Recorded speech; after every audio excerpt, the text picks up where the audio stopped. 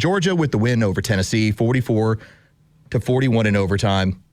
A game that if I was to call it a roller coaster, I think the commentary on the game had it right. If you're going to start off an SEC season with a 3:30 kick, that was the welcome to what this league looks like this year with a lot of good teams, a lot of crazy talent.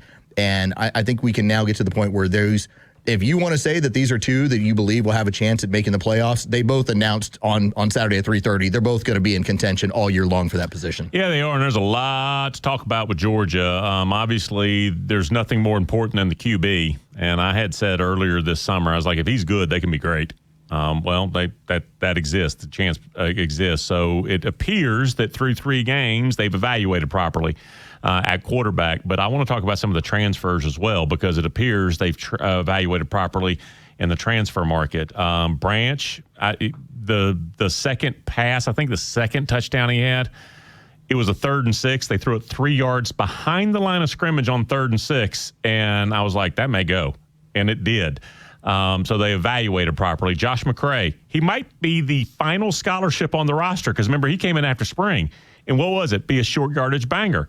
Cover the ball, work your legs. He did that twice the other day. So after kind of being out with an illness for a lot of, like, the first part of camp. So there were a lot of guys you looked around and was like, they evaluated properly. Now, there is something else there, too. And our friend Brett Rollins had brought this up.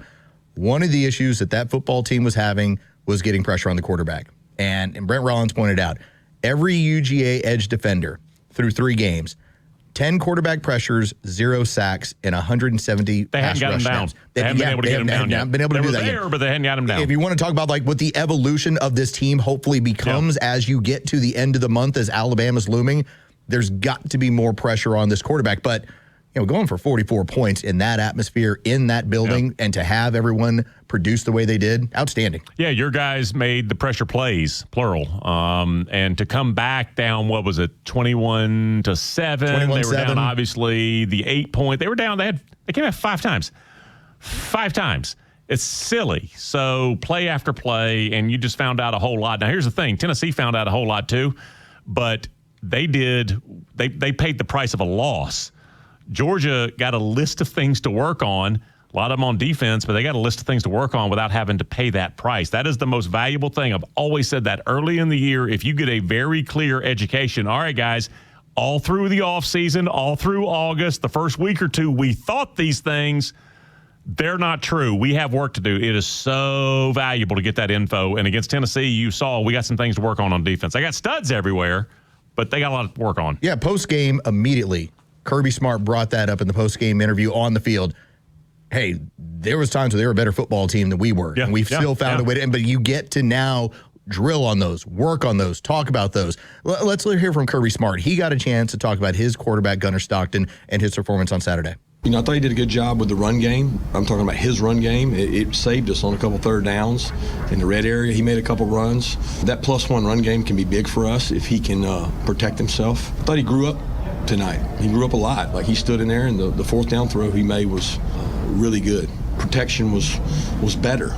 I still want him to trust the pocket and stay in there, but that's who he is. I think we're going to evolve with him where we can scramble and make some really big time plays if he'll keep his eyes downfield when he scrambles. I'm not looking for this all the time, Chuck, but there is something about whether you're 21-year-old Gunner Stockton or your 41-year-old John Elway in a Super Bowl. Yeah. When your quarterback is willing to go get that tough yard, it does do something to the rest of the team. And I think that was part of what that offensive line and what that defense started to feed on when Gunner Stockton was putting himself out there and taking some shots. Yeah, what he mentioned there, keep your eyes downfield. Man, that is something that always that is the last little thing. Even the great quarterbacks, the very top of that list, the ability to keep your eyes downfield while understanding that the pass rush has gotten through and you're maneuvering, to be able to keep your eyes downfield instead of look at the pass rush. Because once you take your eyes off and start looking at the pass rush trying to save yourself, you cannot pick it back up. You'll look up a second and a half later, everybody on that side of the line of scrimmage is in a way different spot. Like, you will never, ever pick them up again. Johnny Manziel, he was unbelievable doing that in college. Blake Bortles, unbelievable doing that in college. It is a very difficult thing. And so when he says Gunner needs to be able to keep, it's understandable when these big giant humans step across the line of scrimmage and you feel crap happening around your feet. Quarterbacks hate that. And so they take their eye, and the play's over at that point. You're just looking for a soft place to land. J.J. McCarthy did that last night. Can I give you a very odd compliment? You're cursed with so much information that you have to figure out how to kind of culminate it, put it together, and like how I'm going to turn that into a show and not talk about 20 things all in like the span of like 3 minutes. Sometimes I get it right. Right? Yeah, that's part of what happens. When you're a quarterback that can move, there is a curse situation where this is a benefit. This can work for me. But if you want to be amongst the very best, you can't look to leave that pocket. You can move around in it. You can break the pocket from now and again. I think probably Patrick Mahomes right now is like the best in the world of when I got to go get it. Josh Allen, I got to go get it.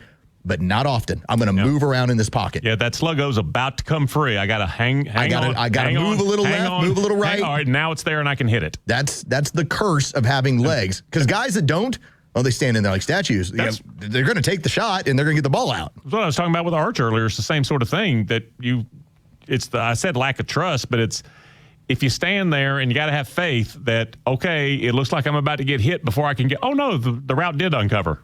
And then zip, and you can do it. And so Arch hadn't played a whole lot, not at this level. Gunner hadn't played a whole lot at this level. So basically, Sarkisian and Kirby are looking for the same thing from their quarterbacks. Yeah, that development of trust it. It'll be there. Trust your line. Trust the route. It'll be there.